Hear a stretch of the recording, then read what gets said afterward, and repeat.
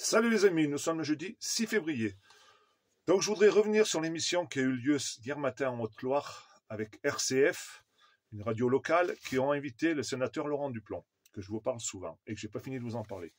Donc pour comprendre qui est cet individu, qui est sénateur, lobbyiste de la FNSEA, en 9 minutes chrono, il a démontré tout son talent de démagogique et de populiste. Il est très content que le budget alloué à la France soit été validé, parce que, j'en rigole, on va sauver l'agriculture avec 400 000 euros qui avaient été prévus depuis longue date, depuis un an. Donc il est content, ça va faire une bouffée d'oxygène pour les exploitations et ça va s'y retrouver d'ici le salon de l'agriculture. Donc le salon de l'agriculture, déjà, c'est dans 3 semaines.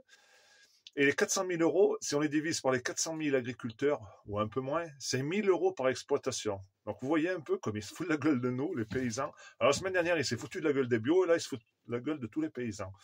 Donc là, il est en train de nous sortir sa loi d'orientation agricole, son projet de loi du Sénat. Ça sera ni plus ni moins que la loi Egalim 1, la loi Egalim 2. Donc ils n'ont pas voulu mettre 3, mais c'est pareil, ça servira à rien. Donc, j'en rigole parce que là, il est arrivé à un taux de conneries humaines comme pas possible. Donc, il est convaincu de lui, mais plus personne n'arrive à le croire parce qu'il a fait beaucoup de démagogie. Il raconte conneries sur conneries. Donc, pour preuve, les sénateurs, ils se sont augmentés de 700 euros par mois. Hein, vous vous rappelez, ça fait à peu près un an, jour pour jour. Donc, ça fait plus de 8 000 euros par an. Et il veut sauver l'agriculture en donnant 1 000 euros par exploitation. Donc, je pense qu'on a tous compris son manège. Il croit qu'on ne sait pas compter, mais les paysans, on sait compter. Et il a avoué aussi qu'il voulait fermer l'agence bio parce qu'il voulait pas qu'il y ait de doublons. Et il veut que ce soit France Agrimaire qui gère tout ça. D'un côté, il n'a pas tort parce que ça va faire des économies. Mais pourquoi pas fermer France Agrimaire et garder l'agence bio? Je vais vous le dire. Parce que l'agence bio, elle est très proche de la Confédération paysanne. Et France Agrimaire, il est sous coupole de la FNSEA. Donc ils vont essayer de fermer un maximum d'agences où il y a des budgets pour les mettre à France Agrimaire dans plein de domaines para-agricoles. Comme ça, tout est géré par la FNSEA et il remplit les poches de ses copains. Parce qu'il ne faut pas l'oublier, Duplon, ancien président de chambre, ancien président des jeunes agriculteurs, ancien président de Sodial. D'ailleurs, il a tout gardé ses postes parce que la présidence de Sodial, il l'a donnée à son cousin Damien Garnier. La présidence des jeunes agriculteurs, c'est son fils qui l'a aujourd'hui en Haute-Loire. Et la chambre d'agriculture, elle est détenue aussi par ses copains et par son cousin Anthony Fayol. Donc j'en rigole parce que là, c'est la pire mascarade, je pense, que de toute la France. En Haute-Loire, on a Duplon. En fait, il détient toute l'agriculture pour le mettre en haut et pour faire croire que ça va être notre sauveur. Mais il va être sauveur de rien du tout parce qu'on le voit.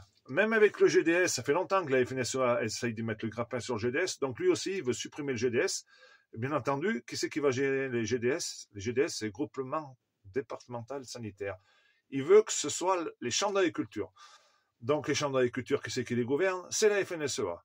Donc pas étonnant qu'ils se disent, là il triche pas quand il le dit, qu'il est le lobbyiste de la FNSEA. C'est lui qui fait passer tous les tests de la FNSEA au Sénat, mais la marche à suivre, pour lui, c'est qu'il faut faire disparaître un maximum de paysans. Dans 10 ans, il faut qu'on soit moins de 200 000. Mais ils y arriveront parce que 50 exploitations qui disparaissent tous les jours, ça fait entre 15 et 20 000. Donc sur 10 ans, ça fait entre 150 et 200 000. Vu qu'on est 350 000, eh bien 200 000 dans 10 ans. Sachant qu'il va y avoir beaucoup de retraités, de départ à la retraite. Donc pourquoi ils font ça? Pourquoi ils veulent que ce soit l'hégémonie de la FNSEA? Parce qu'ils veulent qu'il y ait un maximum d'agriculteurs comme moi et comme d'autres, voisins de ces cols blancs, qu'on disparaisse pour que eux, ils récupèrent les terres.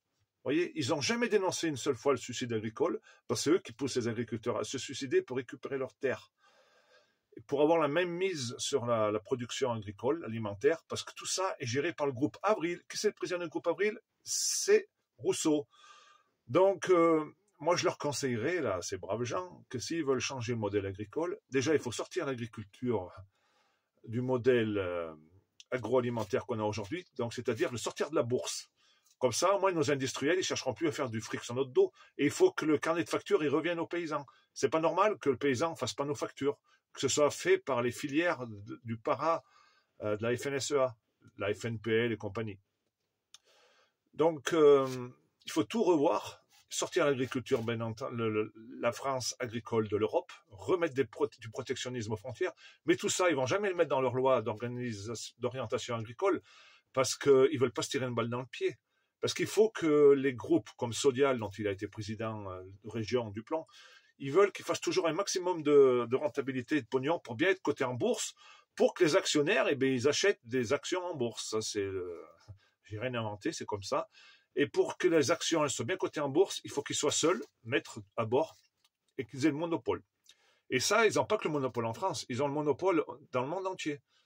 Donc voilà pourquoi ils sont à fond pour les accords de libre-échange, pour satisfaire le groupe Avril, dont est le président Rousseau, qui fait partie du COPA-COGECA, grand syndicat agricole européen, qui signe les accords de libre-échange.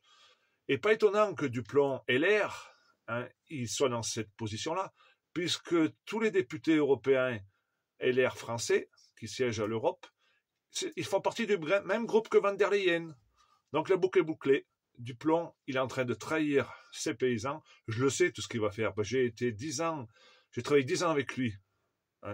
Il voulait qu'on fasse une super grosse exploitation. C'est son rêve depuis des années d'avaler tout le monde. Donc il n'y est pas arrivé. Je résiste.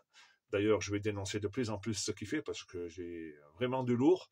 D'ailleurs, c'est pour ça que je suis en train de mettre un peu des caméras sur mon exploitation et dans ma maison, essayer de prendre en amont, avoir un maximum de garde vis-à-vis de ce personnage, parce que quand on s'attaque au diable, eh ben, on risque d'être brûlé.